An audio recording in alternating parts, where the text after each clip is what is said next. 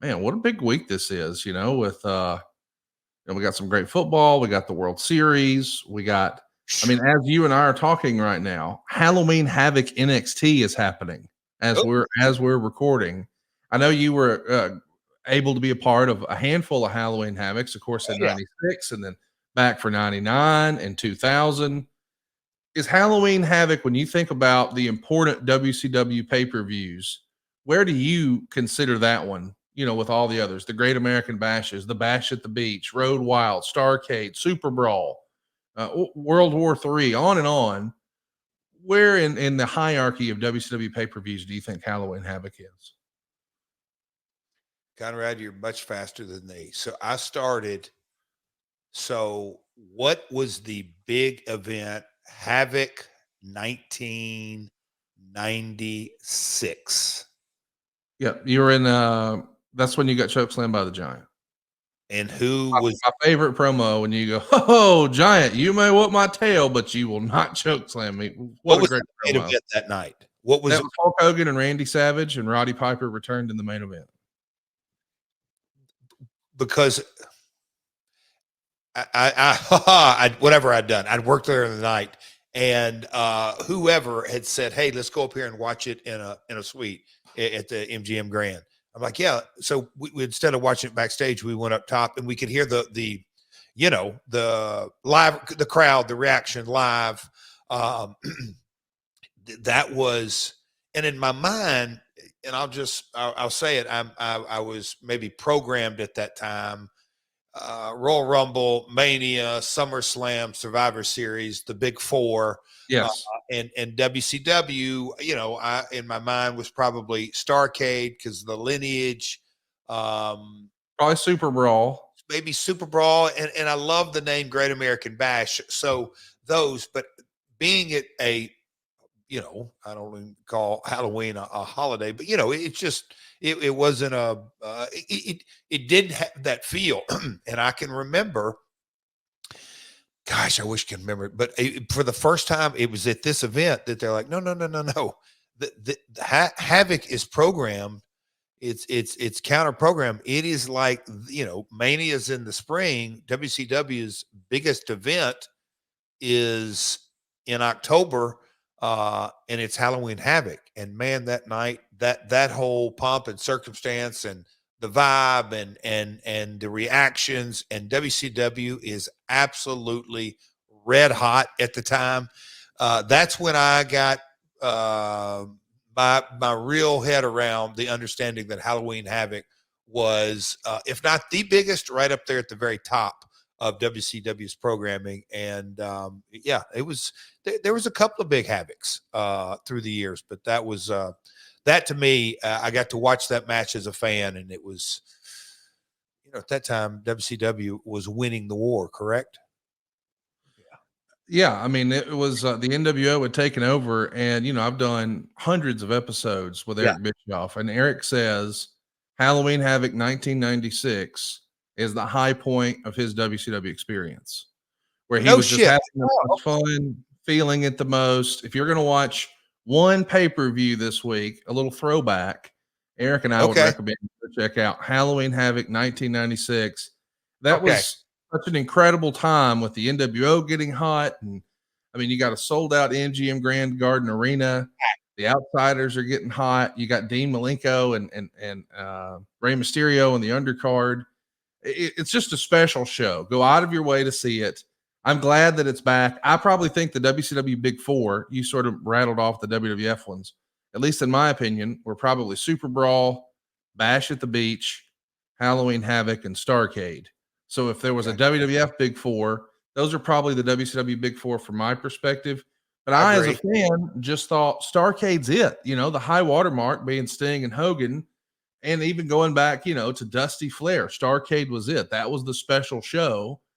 But Eric said, well, he didn't watch a lot of JCP. In his mind, he was marketing Halloween Havoc, which always had the big Slim Jim sponsorship and all that.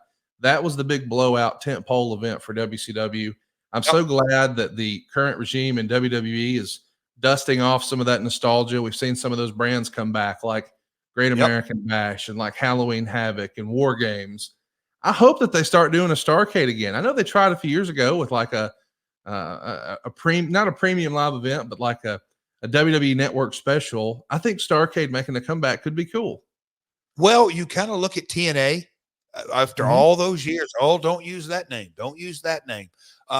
Earlier today, Sunday, as we've discussed, recording this, watching the Washington Redskins game, playing the Bears. I would call that a pretty big rival. And Conrad, up top, it wasn't just a few people here and there. It was freaking empty playing the Bears. And I say all this to say they're no longer the Washington Redskins. They're the Commanders. And Yeah. and I don't want to get into all that because I completely understand. But, whether you agree or disagree, but you fundamentally changed the branding. And branding, man, oh man, Connie, it goes such a long way in business. My gosh. Let's do another question. This one is from AM. He says, Jeff, I've heard you talk about Mr. Tojo and Mr. Akio. What was Mr. Goto like as one of your earliest opponents? Of course, we're talking about Tarzan Goto. If you were a big tape trader back in the day, you saw his stuff in the IWA King of the Death match in 1995. But he too went through Memphis. You hooked it up with Mr. Goto. Any memories? Oh, I literally we could talk about these three gentlemen for a long time. I got lucky, broke in April of 86, kind of through that summer. We finished out that, I didn't even know what it was, but Angle storyline. I was in six mans with Lawler and Joe LeDuc, and we kind of transformed over into, Dutch and different remnants of that back in those days. But Akio Sato came in and we did an angle where Tojo turned on me. But Akio Sato, and man, 87, 86, 87, 8. So Goto, yeah, his death match wasn't to the mid 90s, but he was, as they refer to him, a young boy that lived with the Kyo. And, I don't know exactly, man, look that up while I'm talking, Connie. How old is Goto? Because I felt like, he's a few years older than me, but we were both young guys. And he's 58. Damn. Almost, yeah. So no, I'm sorry. He died 2 years ago at 58, so he would have been 60. Okay, so he's so he wasn't much older than me, a couple of years older than me. Yeah. So we were both young boys, and I had several different partners. But I tell folks, this is one of the biggest blessings of my entire career.